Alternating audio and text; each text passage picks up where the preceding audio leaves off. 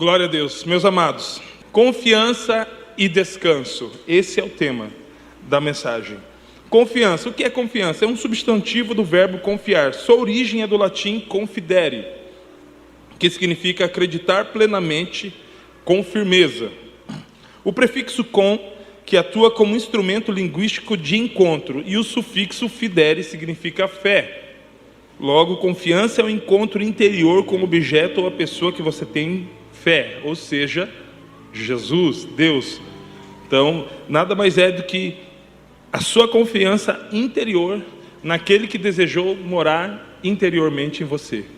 E isso é confiança. Confiança está ligada ao nosso instinto de sobrevivência. Dar crédito, considerar que uma expectativa sobre algo ou alguém será concretizada no futuro. E se você parar para perceber, todos, de alguma forma, conhecendo ou não a Jesus, sendo cristãos ou não, crendo ou não em alguma divindade, todos necessitam confiar em algo ou alguém. Sempre existe uma coisa inerente ao ser humano e à sobrevivência do ser humano que nós precisamos, de alguma forma, confiar em algo ou alguém. Isso está no ser humano. Só que quando nós aplicamos a nossa confiança naquele que é poderoso, nós experimentamos um nível de descanso jamais visto. Amados, uma coisa é certa: ninguém explica Deus. Podem tentar de todas as maneiras colocar Deus numa lata, em um quadro, uma imagem, um pensamento humano, um filme ou o que for. Não passa de um cisco no oceano. Deus, ele é imenso, ele é pleno, ele ocupa todas as coisas. E se nós gastarmos e empenharmos toda a nossa vida para conhecê-lo, nós ainda assim conheceremos uma parte. Assim como disse Jó, né? Jó, conhecendo a Deus, sendo um cara que caminhava com Deus, ele falou coisas maravilhosas demais para mim que eu não conhecia. Se Jó disse isso, quanto mais eu, Alex, que não caminhou nem 1% do que Jó caminhou. Então, ainda que você corra, gaste a sua vida, empenhe todo o seu tempo para buscar o conhecimento da plenitude de quem Ele é, eu te digo, ainda haverá muito mais. Por mais que você mergulhe profundo em conhecer a Deus, ainda haverá muito mais. Deus é inesgotável. Glória a Deus por isso. Lendo as Escrituras, acharemos muitos atributos de Deus, muitas formas de que Deus se expressa, coisas inerentes à natureza de Deus: amor, fidelidade, eternidade, imutabilidade, infinitude, justiça, liberdade, santidade, simplicidade, soberania, unidade, verdade e tantos outros que eu sei que você sabe e que você também declara a grandeza e as características de Deus quando você ora. Em todos os outros são expressões da sua onisciência, ou seja, o todo conhecimento. Deus sabe todas as coisas. Ele tem o conhecimento de tudo, em todo o tempo. Eu amo essas características de Deus. Ele é onipresente, Ele está em todos os lugares. E não apenas em todos os lugares, mas em todo o tempo. Ao mesmo tempo que Ele está conosco aqui, Ele também já está na bodas do Cordeiro com a gente assentado lá. E Ele está lá no deserto, abrindo o Mar Vermelho. Ele está em todos os lugares e em todo o tempo. Deus não existe. Credo, Alex? Não. Tudo que existe, Ele está totalmente ligado ao tempo porque foi criado. Deus não está ligado ao tempo porque Ele não foi criado, Ele é. Então tudo que existe ou subsiste, Ele está totalmente ligado à matéria, à criação. Não, Deus Ele é porque Ele criou a matéria, Ele fez a criação. Faraó foi criado, mas quando Ele se apresentou diante de Faraó, Ele falou: eu sou. Esse é o nosso Deus. Então Ele também tem o atributo da onipotência, ou seja, Ele tem todo o poder. Alex, eu estou enfrentando algo, uma investida de Satanás quase insuportável. Satanás tem força? Pode ter, mas nós temos um Deus que tem todo o poder nos céus e na terra. Nada pode se opor contra Ele. E agindo Deus, quem impedirá? Por quê? Porque ninguém impede? Porque Ele tem todo o poder. Mas um atributo que me chama a atenção para as nossas vidas, ainda mais nesses tempos que estamos vivendo, tempos de Noé, temos tempos de guerras e rumores de guerra. Nós oramos pela Rússia e pelo Ucrânia, fugiu, eu ia falar Afeganistão, Deus o livre. Se bem que Afeganistão, os talibãs falaram para eles entrarem em acordo de paz. O Talibã. guerras e rumores de guerras, tempos que antecedem a vinda do Senhor. Cara, é terrível as coisas que estão acontecendo. Mas olhe para a Bíblia. Alex, para onde nós vamos olhar? Olhe para a Bíblia. Cumprimento da palavra de Deus. Mesmo diante dessas coisas, uma das características, um atributo de Deus que se ressalta é o Deus é fiel. E eu sei que você já viu, ou tem até no seu próprio carro estampado, Deus é fiel. E é uma verdade, não estou falando que não é uma verdade, é uma verdade. Deuteronômio 7:9 diz: saberá, pois, que o Senhor teu Deus, Ele é Deus, o Deus fiel, que guarda a aliança e a misericórdia até 1000 gerações aos que amam e guardam os seus mandamentos. Cara, falando em adesivo do carro, e desmistificando um pouco essa frase, e como disse o pastor, nada contra, coloque lá Deus é fiel.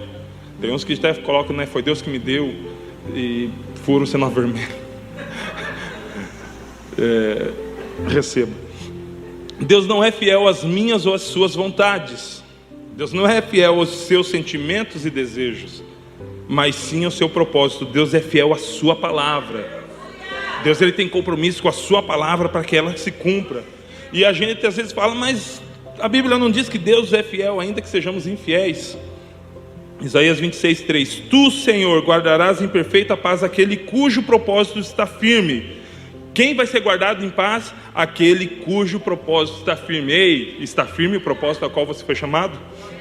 Porque em ti confia. Isaías 26:3. E agora em 2 Timóteo 2:13 diz: se formos infiéis, ele permanece fiel, não pode negar-se a si mesmo. Então, se ele é fiel, imutavelmente fiel, então eu posso chutar o pau da barraca, meter o pé na jaca e eu sou livre para viver. Cara, você é livre de fato, mas isso não torna Deus não é nem conveniente, é conivente com tudo que a gente faz. Oh, meu filho amado, eu te entendo.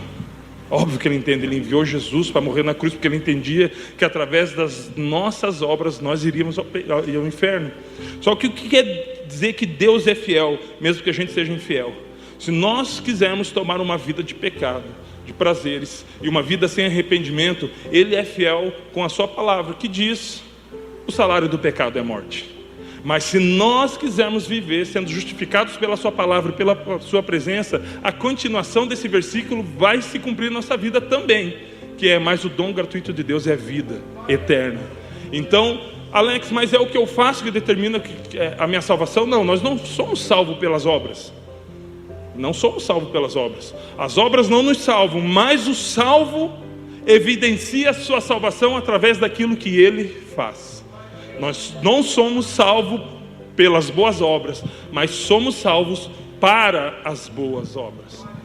Então, se as obras evidenciam a nossa salvação, como têm sido as suas obras? Bora lá. A fidelidade de Deus para com você está proporcionalmente e diretamente ligada à sua fidelidade para com Ele.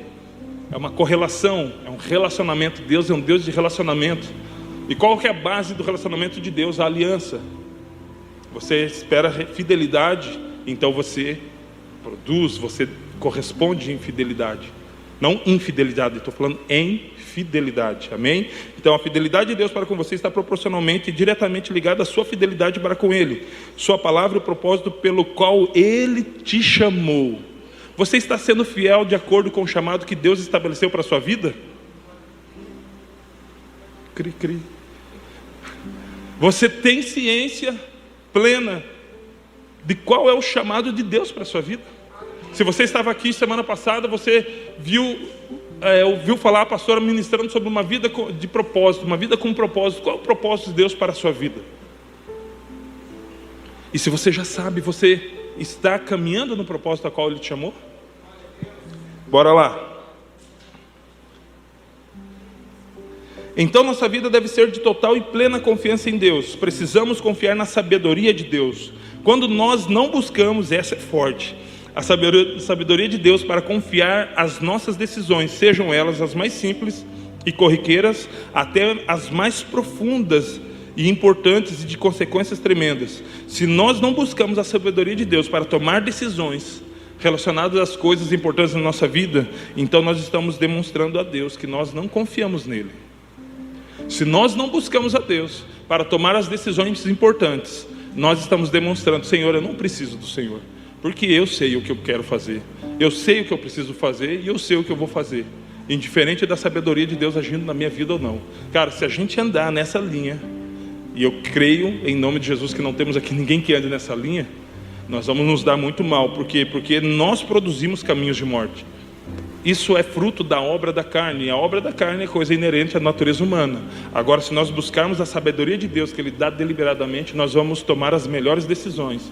Até porque a Bíblia diz que na multidão de conselho você encontra sabedoria e segurança. Então tome conselho de Deus a respeito daquilo que você vai fazer. Provérbios 3:5 diz: confie no Senhor de todo o seu coração e não se apoie em seu próprio entendimento. Algumas versões dizem: não se estribe no seu próprio entendimento. Eu vou usar aqui um exemplo simples do que é um estribo. Você acha que já viu aquelas caminhonetonas gigantes, né? Dodge Ram 3500, e ela tem uma chapa metálica na lateral, ali na base da porta. Aquilo lá é um estribo.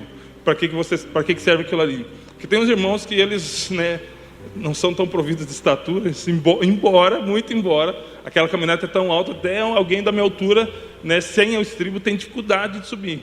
Então, para que serve? Você apoia o seu pé para que você possa tomar impulso e adentrar dentro da cabine da caminhonete. Não existe somente em caminhonete estribo. Tem no cavalo também, né? Que é onde você põe o pé ali, dá aquele totezinho e pula e sobe nele. Então, é onde você apoia. A Bíblia diz: não se apoie, não firme os seus pés sobre o seu próprio entendimento. Por quê? Porque o seu próprio entendimento é como se fosse uma plataforma gigante, porém instável. É como se fosse uma Vitória Régia. Ela parece grandona, só que ela está num lago, e se você pisar nela, ela afunda. Esse é o seu e o meu conhecimento comparado ao conhecimento de Cristo. Então, querido, não se apoie, não se estribe sobre o seu próprio entendimento. Quando não confiamos, ficamos desprotegidos e sofremos. Salmos 32:10 diz: cada palavra de Deus, não são algumas, cada uma das palavras de Deus é comprovadamente pura. Ele é um escudo para quem nele se refugia. Cara, Ele é um escudo. Você pode ver um soldado que de repente está faltando alguma parte da sua armadura, mas se ele está com o escudo, ainda ele tem onde se refugiar. Mas ele pode estar com a sua armadura completa, se ele não tiver um escudo, vai ficar muito difícil. Então, quando você confia na palavra de Deus, entende que ela é refúgio, você se esconde atrás dela. E você fica protegido por ela, porque tudo aquilo que tenta alcançar você, vai pegar nele. Por isso que a Bíblia diz que ele é o esconderijo. Eu já vi muitas vezes as pessoas falar: você era um traia, não prestava, agora está se escondendo na igreja. Cara, eu estou me escondendo sim, mas não é na igreja, não é no templo, não é no pastor. O meu esconderijo é o esconderijo do Altíssimo. Nele eu me refugio, porque ele é o meu escudo. Eu me escondo nele. Então, quando vão buscar o Alex, encontram ele. E aí o papo é diferente. Porque eu estou escondido nele. E estar escondido nele não é somente estar atrás, é estar dentro. Porque quando você é batizado nele, você mergulha dentro dele. Então você é encontrado nele, não atrás, mas escondido dentro dele. Salmos 32:10 diz: muitas são as dores do ímpio, mas a bondade do Senhor protege quem nele confia. Quer ser protegido, querido? Eu creio que a nossa geração, mais do que todas as outras que viveram até agora, precisam em busca de proteção. Nós apelamos para a segurança privada, porque a segurança pública, infelizmente, né, por causa de várias coisas, ela não nos atende como deveria atender. Nós buscamos fazer seguro para os nossos carros, porque por mais que a gente tente dirigir bem, tem uns irmãos que é só pela fé, mas a gente também tem medo que outros que não dirigem bem possam bater no nosso carro. Então a gente busca uma segurança, e fazer o seguro também nos ajuda nisso. Nós buscamos segurança quando colocamos câmeras, porque os tempos não são os mesmos, né, meus irmãos? Eu moro em Guaratuba há 17 anos, e Guaratuba não é mais a mesma.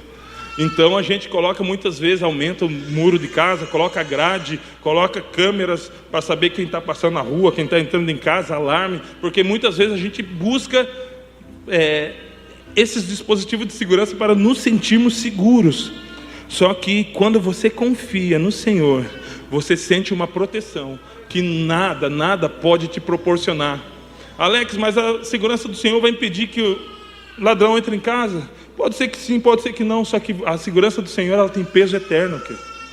Ela tem peso eterno, ela não vai até a sua mensalidade vencer no final do mês, ou até a validade do produto que você comprou para segurar a sua casa, não. A segurança do Senhor, a proteção que nós temos do Senhor, ela é para todo sempre, ela desde agora, a eternidade, mas somente podemos alcançar esse nível de proteção se nós nos escondermos nele e se nós confiarmos nele plenamente. Quando não confiamos, somos paralisados pelo medo. Cara, e o medo paralisa. Eu não sou chegado em altura. E eu trabalhei, a maioria das coisas que eu trabalhei foi em altura. E uma vez a Thaís viu um vídeo, o Gabriel que fez esse vídeo ainda. Eu estava saindo de uma portinhola assim, que eu nem sei como é que eu coube ali, né, acima do 7º andar, lá na telha, do telhado do 7º andar. Eu falei: Alex, você não tem medo? Você falou que você tem medo, por que você está fazendo isso? Eu falei: eu tenho medo da minha família passar necessidade. Então todos os meus outros medos, eles têm que serem escondidos ou extirpados, porque a minha família é o meu alvo. Então, por causa da minha família, por causa daquilo que eu me propus a ser diante deles, eu venço o medo. Então, o amor à minha família fez com que eu vencesse o medo.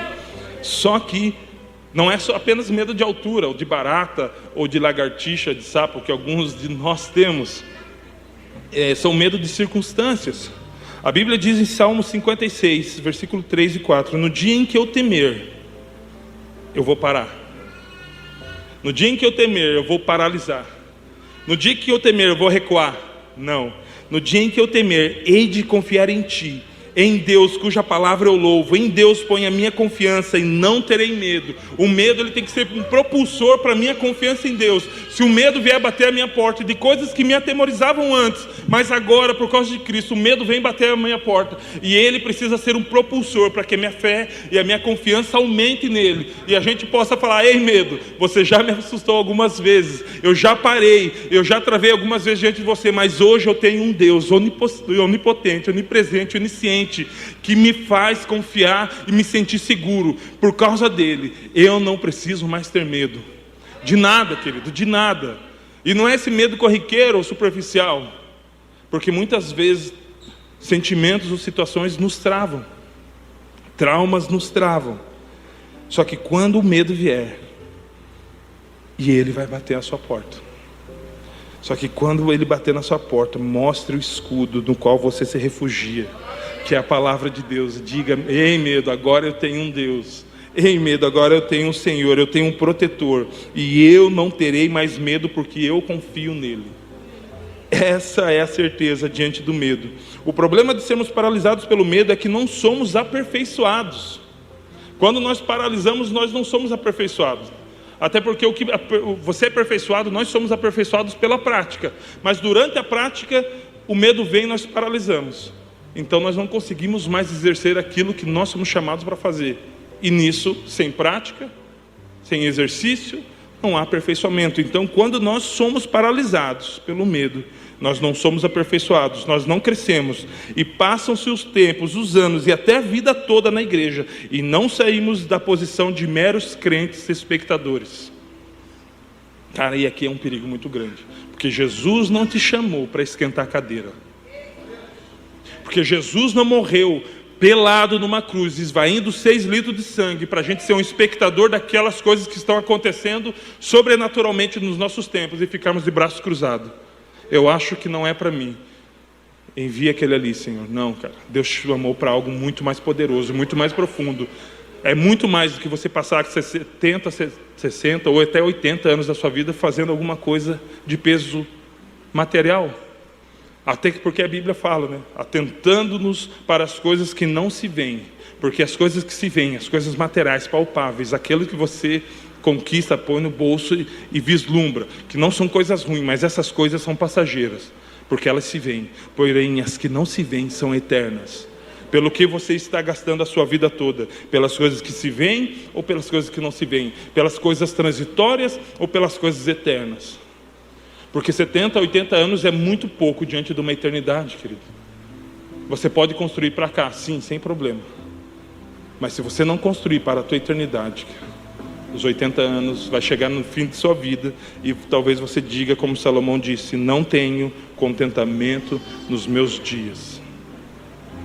Confie no Senhor, se entregue a Ele, Deixe de ter medo e seja aperfeiçoado no amor. Alex, mas eu tenho medo de falar, eu tenho medo de pregar, eu não sou do microfone, eu já sempre falo isso. Cara, eu vou te dizer que aqui é a parte mais fácil. Não estou falando que nós somos expertos ou profissionais de púlpito, não. Mas aqui nós estamos no meio da luz, um monte de crente, glória a Deus e aleluia. Agora lá fora é onde você precisa brilhar. Você é a luz do mundo, você não é a luz da igreja, você é a luz do mundo, você é o sal da terra. Se você pega uma lâmpada e coloca no meio de milhares de lâmpadas acesas, não vai fazer diferença nenhuma. Agora, se você pega uma lâmpada e coloca no meio da escuridão, que é o mundo, aí acontece que é impossível esconder uma cidade edificada sobre os montes. Por quê? Porque onde é a cidade é vida, e onde é a vida é a luz. Você é a luz de Cristo nesse mundo. Brilhe lá fora, brilhe a luz de Cristo lá fora. Onde você estiver, o que você estiver fazendo, brilhe a luz de Cristo. 1 João capítulo 4, versículo 18 diz: no amor não existe medo, antes o perfeito amor lança fora o medo. Ora, o medo produz tormento, logo aquele que teme não é aperfeiçoado do amor. Quer ser aperfeiçoado no amor de Cristo, quer ser aperfeiçoado no amor ágape, quer ser aperfeiçoado no amor que é derramado do reino de Deus sobre a igreja, não tenha medo de fazer aquilo a qual Ele te chamou para fazer. Expulse o medo através do amor de Deus que é derramado na sua vida. Esse é o segredo. Alex, qual é o antídoto do medo? O que eu faço para bloquear o medo? O antídoto do medo é a confiança em Deus. Quer vencer o medo? Confie em Deus. Salmo 56, versículo 3 diz: mas eu, quando estiver com medo, confiarei em ti. Cara, você sabe quem que escreveu isso aqui? Foi um cara que não perdeu nenhuma batalha. Foi um cara que o Saul falou: se você quiser casar com a minha filha, traga 100 prepúcios dos filisteus. Ele foi lá e trouxe 200. Um cara que não tinha medo, mas quando ele escreveu e conheceu o Senhor, ele falou: Senhor, quando eu estiver com medo, confiarei em ti. Não significa que Davi era um grande rei e o maior rei de Israel que existiu até hoje, porque ele era um cara intrépido e autoconfiante. Não, significa que ele foi o que ele foi, porque ele confiou em Deus. Seja o que você quiser ser, mas seja alguém que confia em Deus em tudo que você faz. Porque o êxito das nossas vidas em Cristo só vai acontecer se nós confiarmos em Deus. Senão nós podemos ter sucesso em tudo, tudo que a gente quiser, menos diante daquele que nós devemos agradar, que é o nosso próprio Deus. Porque sem fé é impossível agradar a Deus, e só pode confiar aquele quem tem fé. Se não confiamos em Deus, então no que ou em que está a nossa confiança? E essa é uma pergunta que nós precisamos fazer.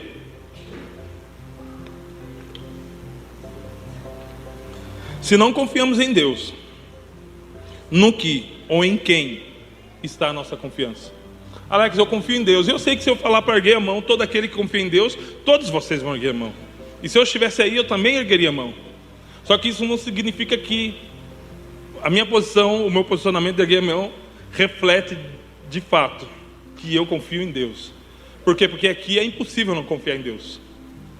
Estamos diante da palavra, um louvor poderoso, uma presença de Deus tremenda, mas e quando nós estamos diante das situações que nós não sabemos o que fazer? Confiamos em Deus? E quando estamos nas situações onde na verdade eu sei o que tem que fazer, e eu falo: será que eu preciso buscar a Deus o que tem que fazer? Porque afinal eu sou o cara. Será que nesse momento confiamos em Deus?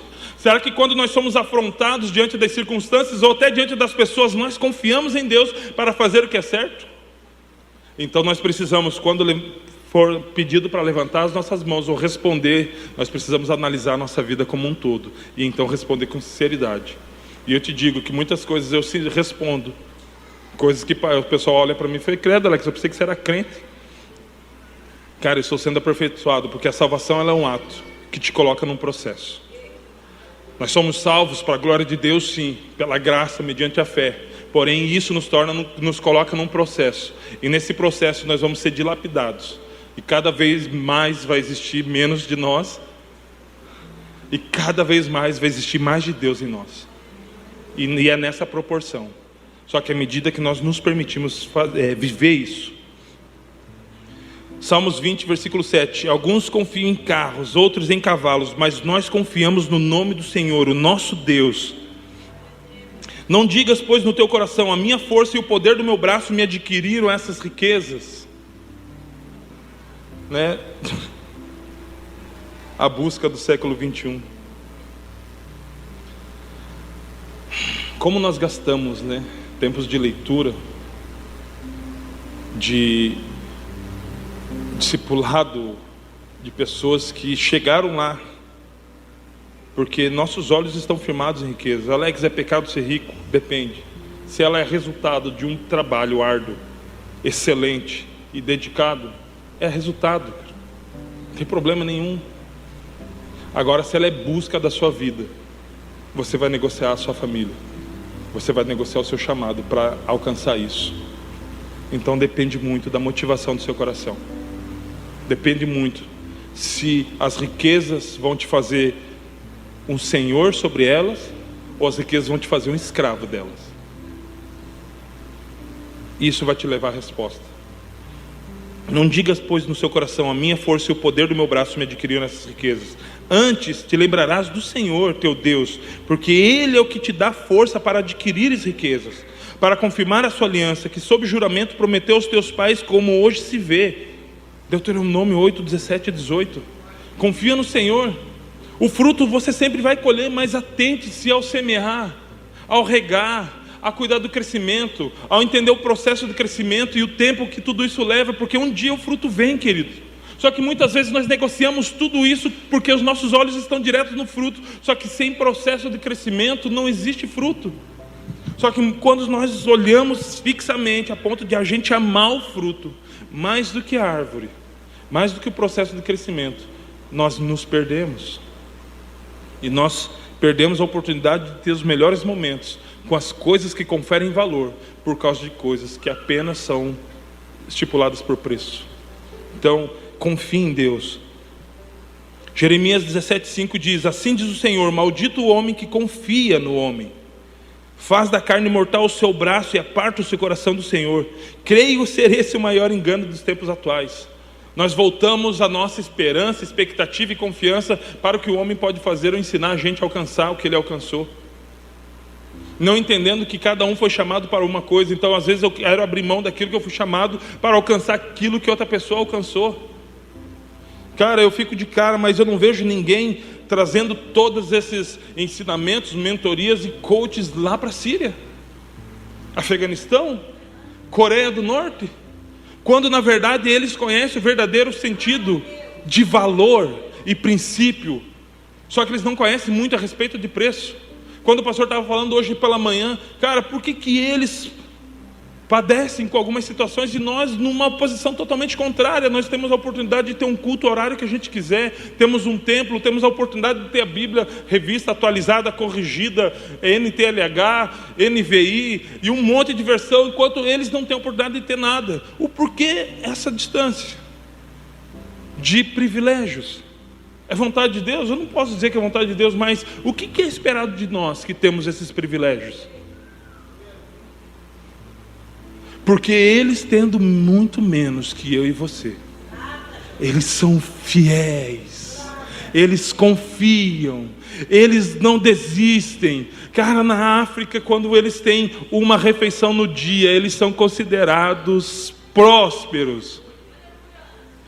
E sabe o que o Islã faz na África? Nos deu seu filho para a escola Islã, nós vamos cuidar dele até a sua juventude, ele se tornar adulto. E nós vamos prometer à sua família 3 refeições por dia. E sabe o que o Evangelho fala? Cara, nós não podemos te prometer 3 refeições por dia, porque o Ocidente está mais preocupado em adquirir riquezas do que compartilhar aquilo que ele tem com a gente. Mas eu posso te prometer que um dia você estará na mesa do Cordeiro, comendo com ele, e você conhecerá ele face a face. E por causa de uma promessa da qual eles não veem, eles muitas vezes rejeitam a formação dos seus filhos e 3 refeições por dia, para não servir a um extremismo islâmico e servir a um Jesus que promete muito mais na eternidade do que aqui, mas pode mudar aqui também. Qual que é o nosso posicionamento diante disso? Porque existe uma balança, existe um parâmetro. Procure na internet culto lá na África. Muitas vezes eles andam 16 quilômetros para ir no culto, debaixo de um sol, e ainda que seja de noite, está a 40 graus, com fome, e se chove, nós não viemos à igreja. Que Deus possa ter misericórdia da igreja brasileira. Que Deus possa ter misericórdia de nós, que com muito mais fazemos bem menos. Bem menos. Bem menos. Ninguém coloca uma arma na nossa cabeça dizendo para a gente negar Jesus. Fazem isso lá e eles começam a cantar. Eles começam a glorificar a Deus, porque eles sabem que eles vão tombar com sangue escorrendo diante dele, mas eles vão estar no colo de um pai que deu a vida do seu filho por eles. E quanto a nós, querido, que Deus tenha misericórdia da igreja brasileira. Que Deus tenha misericórdia de nós, porque nós confiamos demais em nós. E quando a gente lê maldito o homem que confia no homem, a gente começa a apontar para as pessoas: não vou confiar mais no pastor, no meu irmão, não vou confiar no meu líder, não vou confiar no cara que vem para a igreja comigo. Ei, você também é esse homem que a Bíblia diz aqui, porque muitas vezes você confia mais em você do que confia em Deus, e a Bíblia diz sobre isso: se você confia mais em você do que você confia em Deus, então você é maldito. Se eu confio mais em mim, mais na força do meu braço, mais na minha inteligência, mais no meu conhecimento, então eu sou maldito. Porque se você quer ser bendito, se eu quero ser bendito, o meu braço forte é Deus. Ele é o poderoso, Ele pode fazer coisas por mim que eu mesmo não posso fazer. Essa é a principal pregação do espírito do anticristo. Uma cultura só se combate com uma contracultura. O diabo, para combater a cultura do Cristo, do cristianismo, do reino de Deus, ele vai trazer uma contracultura. E se nós quisermos combater a cultura do anticristo, nós teremos que trazer a cultura do reino para combater. Só que o anticristo tem combatido isso. É a religião dos homens que adoram o Deus ventre, a doutrina dos falsos profetas e dos falsos mestres, ajudados por aqueles que não suportam a sã doutrina, aqueles que têm coceira nos ouvidos. A ordem estabelecida por Deus é: Deus se fez homem. Só que o espírito do anticristo combate isso, fazendo com que o homem pense que ele está sendo transformado em Deus. Alex, fomos chamados para governar, e isso não é mentira, cara. Alex, somos reis e sacerdotes, isso não é mentira, está na Bíblia, só que não é uma parte isolada. Porque o verdadeiro rei, ele não veio para ser servido e achar que é o dono da cocada preta. O verdadeiro rei, ele veio falar: ei, eu vim servir, não para ser servido. Eu vim não para estar sentado à mesa, mas ao em pé, dizendo: cara, o que você precisa? Só que nós vivemos uma geração que quer servir a si mesmo, e a Bíblia chama isso doutores para si mesmo. Doutores segundo as suas próprias cobiças. Eu vou ouvir aquele que vai corresponder e suprir as minhas cobiças. Eu vou guardar os meus ouvidos de coisas que vão contra mim, e eu vou abrir meus ouvidos para coisas que vão suprir as minhas cobiças. Infelizmente, esse evangelho está sendo muito ministrado hoje. Quando Deus fala: somos reis e sacerdotes, Ele fala de serviço. Quer reinar? Sirva. Quer ser sacerdote? Conduza o povo.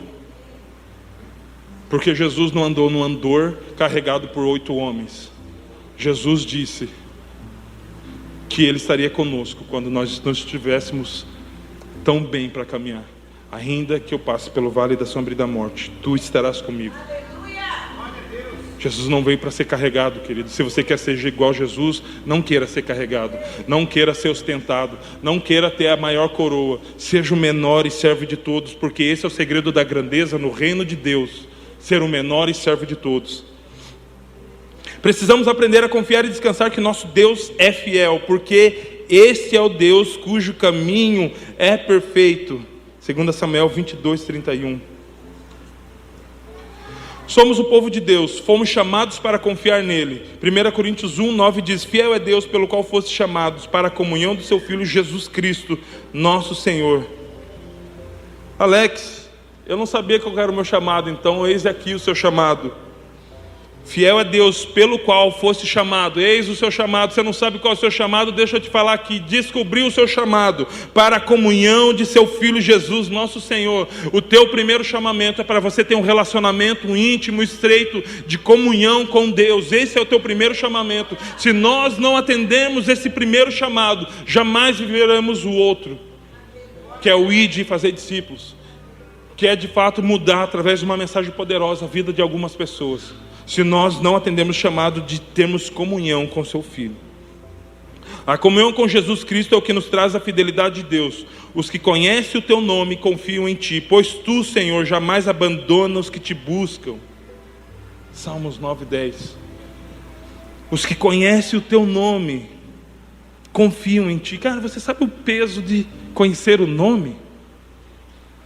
Muitas vezes você vai chamar alguém, ei, psiu, oh, ei. Às vezes você esqueceu. Outras vezes vão chamar você, ô Alex.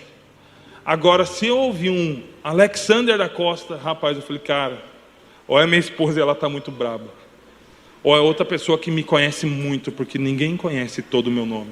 Quando a Bíblia diz sobre você conhecer o nome de Jesus, não é, ouvi falar do Senhor, ei, te conjuramos o nome do Deus que Paulo prega. Não, é conhecê-lo, é ter intimidade.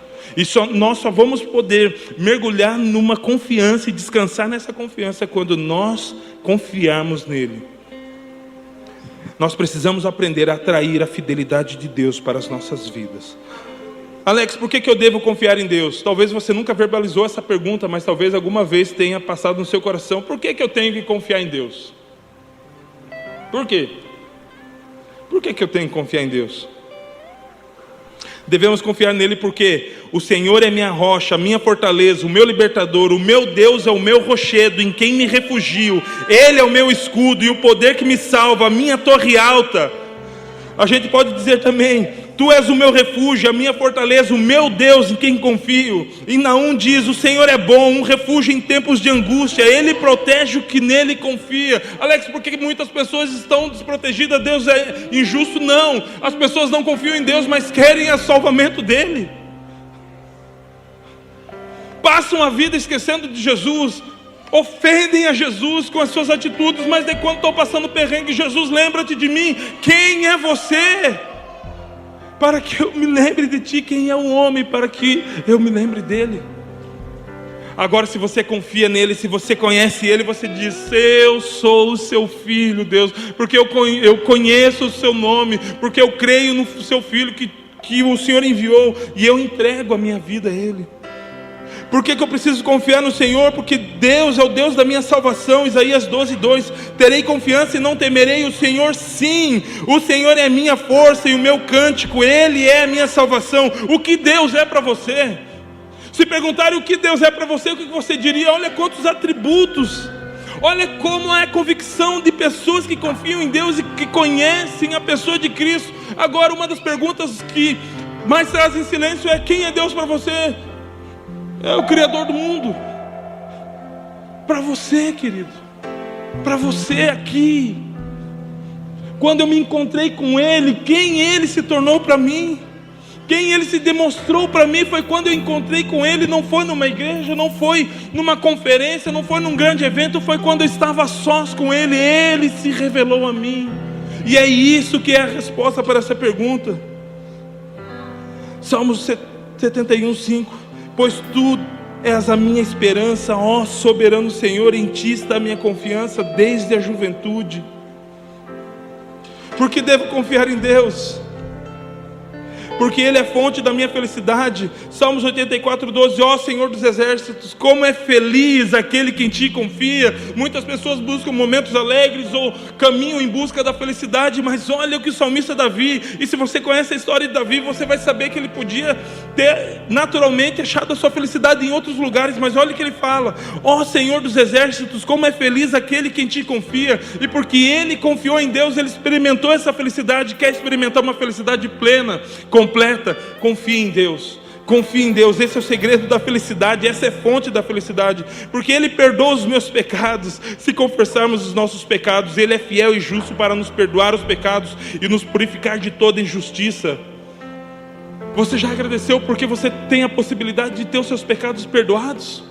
Você já conseguiu exultar de alegria? Ficar, antes eu era um pecador, estava condenado ao inferno, mas Ele morreu por mim, e hoje os meus pecados são perdoados. Jó disse: Deus, tu és o Deus perdoador. O Senhor perdoa os pecados. Então você conseguiu já se regozijar em alegria, porque Ele perdoa os seus pecados. Graças a Deus por isso, porque se não fosse isso, onde é que estaríamos nós? Onde que estaria a nossa esperança? Mas Ele perdoa os nossos pecados. Porque Ele me livra do maligno. 2 Tessalonicenses 3:3. Mas fiel é o Senhor que vos confirmará e guardará do maligno. Você está guardado, Ele não pode tocar a tua vida. Alex, mas Ele tocou o meu corpo, mas a sua alma está intacta, porque ela pertence ao Senhor. Tocaram no corpo de Jó, Mas se ele viesse a morrer, ele estaria com Deus. A questão é que nós atentamos muito mais para as coisas daqui do que para as coisas lá de cima. Porque essa confiança me leva ao descanso, visto que nos foi deixada a promessa de entrarmos no descanso de Deus, diz em Hebreus 4:1. Quer descansar, querido? Está abatido, está desgastado, está sobrecarregado? Eu quero te fazer um convite. Confia nele, entrega-se a ele, cara. Salmos 37:5. E esse acho que é um rema da minha esposa. Entregue o seu caminho ao Senhor, confia nele, e ele vai agir. Ele vai agir. Experimente esse nível de confiança, de entrega. Entregue a sua vida a Jesus. Sabe por quê? Entregue a ele. Apocalipse 1:5 diz: é da parte de Jesus Cristo, que é fiel testemunha, o primogênito dentre os mortos e o príncipe dos reis da terra, aquele que nos amou e em seu sangue nos lavou dos nossos pecados. Temos redenção, encontramos redenção nele. Ele está te chamando hoje. 1 Tessalonicenses 5:24. Fiel é que vos chama, o qual também o fará. Se coloque de pé, por gentileza. Alex, mas eu vi diante de algumas situações aí que foram lidas, algumas palavras que foram faladas, e entendi que eu não confio plenamente em Deus como eu achava que confiava. Bem-vindo ao time daqueles que estão sendo aperfeiçoados. O que eu devo fazer? Confia. E quando vir o medo, mergulha no amor e confia. E quando vir aquela circunstância que tanto me paralisava, confie em Deus, se esconda nele, faça dele seu escudo. E como diz a música, segura na mão de Deus e vai. Confia. O meu filho, ou a minha filha, não lembro mais, porque eu amo ter experiências com eles. E Deus ama que eu tenha experiências com eles, porque na minha paternidade com meus filhos, Deus me ensina da paternidade dele comigo. E eu lembro que um dos dois, a minha esposa com certeza vai lembrar, eles tinham medo da lua cheia. Eles nem sabiam de nada de lobisomem, até porque não existe, eu não fico ensinando coisa que não existe. Mas eles admiravam a lua, mas quando a lua estava daquele jeito, redondaça, e eles queriam passar lá na casa de trás, ficavam com medo. Adriele, o Natan, daí ficava com medo, daí ficava olhando a lua assim, paralisava. Daí quando a gente chegava perto, sabe o que ele fazia? Pedia a minha mão. E quando ele pedia a minha mão, ele passava com segurança, porque ele confiava que eu podia proteger ele de qualquer coisa. E quando isso acontecia, Deus falava: filho, eu quero que você faça isso também. Quando você se deparar com coisas que te davam medo, a minha mão está estendida, segure nela, confie em mim, confie em mim. Deus está te chamando para você confiar mais nele. Enquanto toca essa música, eu gostaria de que, por gentileza, se você quer crescer em confiança e encontrar descanso, que você viesse aqui à frente.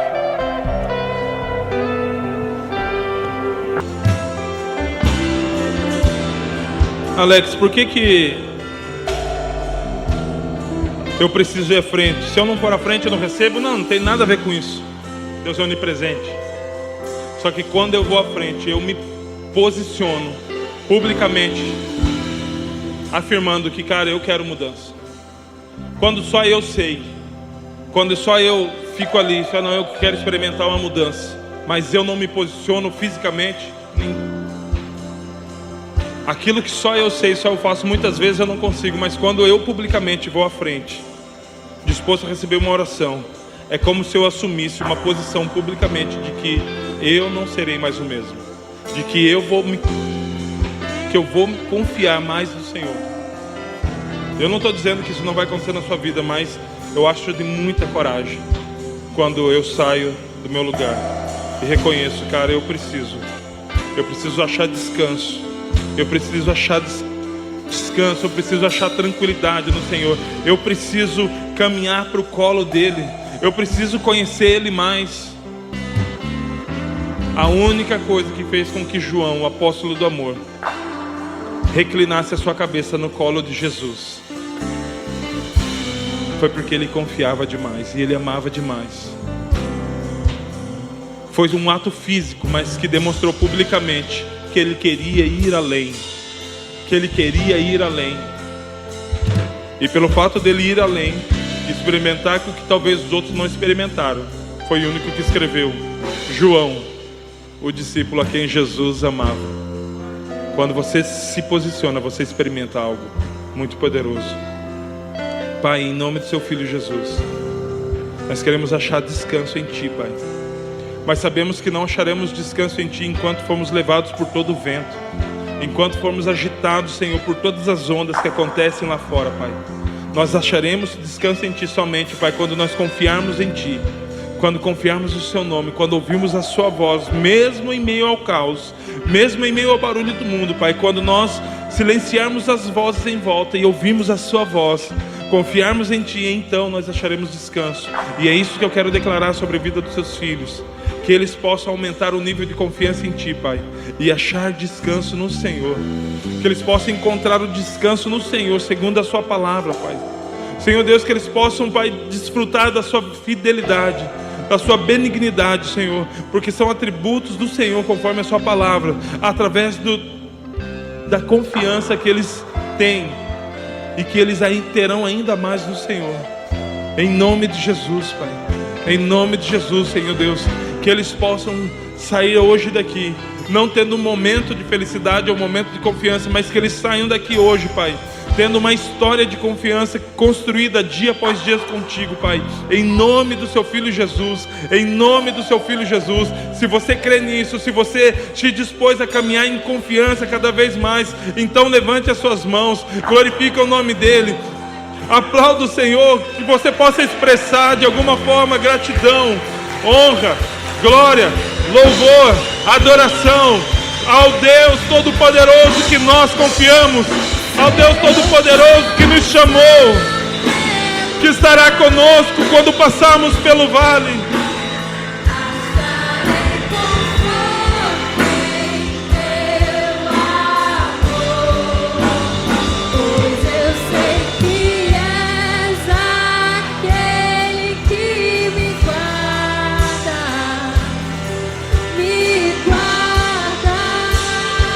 Aleluia, glória a Deus, glória a Deus.